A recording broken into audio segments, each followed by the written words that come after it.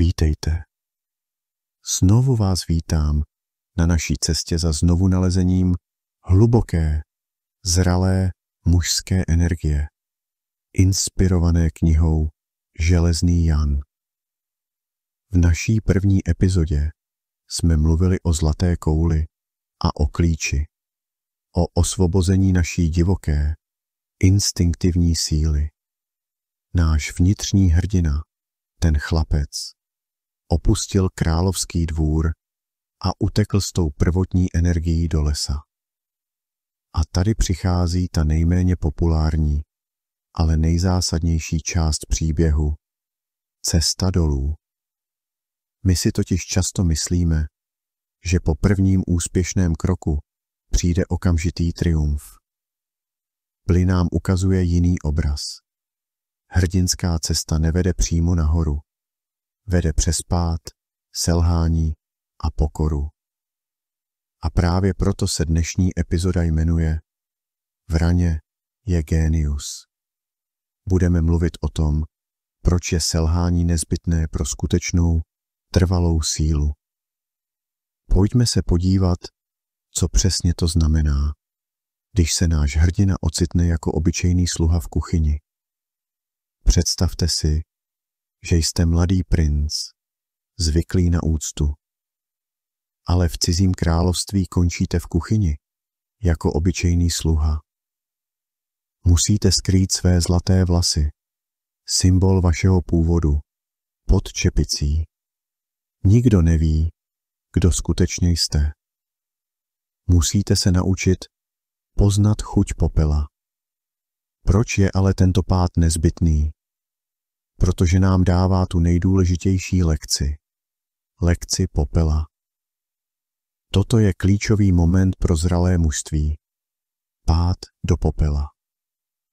Učí nás, že naše hodnota nepramení z titulu, majetku ani z našeho výkonu. Pramení z charakteru a soucitu.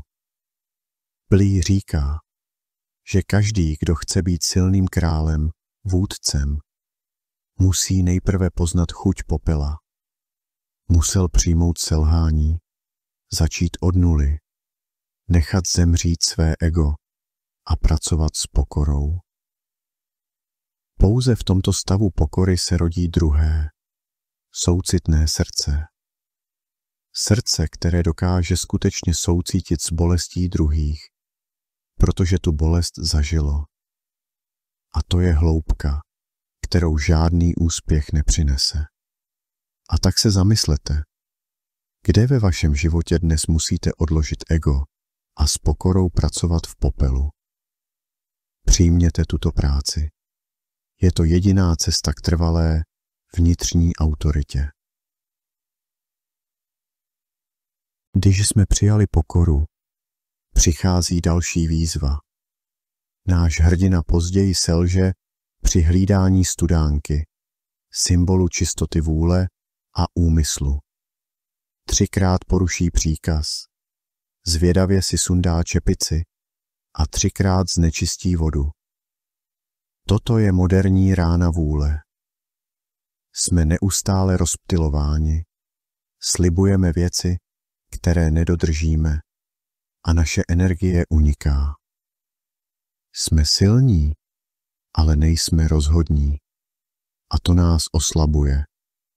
Proto nám Bli dává protilék. Meč.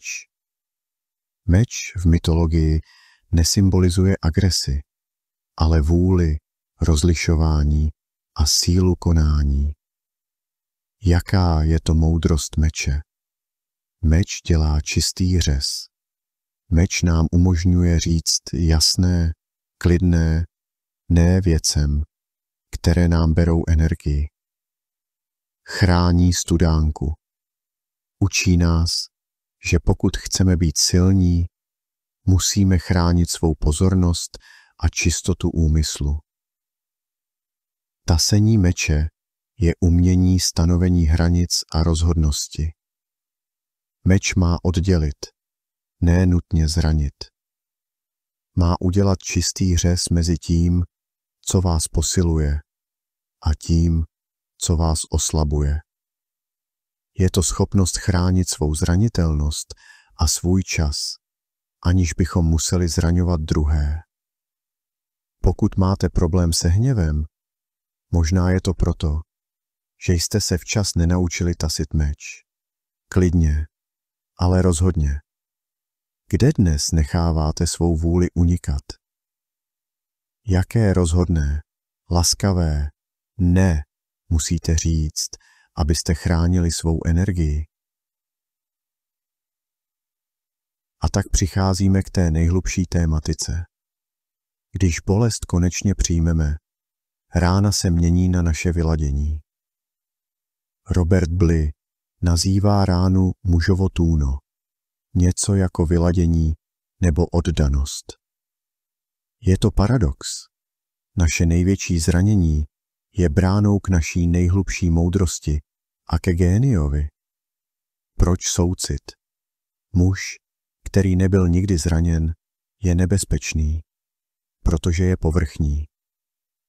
Jen zpracovaná rána, ta, kterou přijmeme a nepřekrýváme pýchou, nám umožňuje hluboký soucit s druhými a stává se zdrojem moudrosti. Od tmy k soucitu. Cílem není zapomenout na ránu, ale proměnit ji. Zranění, které vás už neparalyzuje, se stává vaším darem světu. Stáváte se soucitným, ale silným králem, který ví, co je bolest. V raně je génius. Jakou ránu ve svém životě stále skrýváte?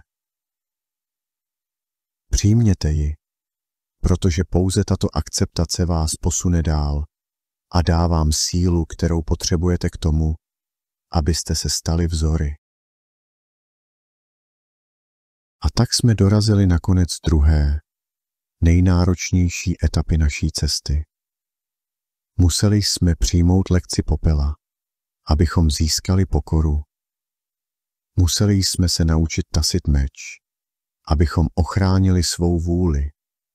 A co je nejtěžší, přijali jsme ránu a zjistili, že právě v té zranitelnosti se skrývá náš skutečný génius a soucit. Síla už nepramení z ignorování, ale z vědomého přijetí těchto těžkých lekcí.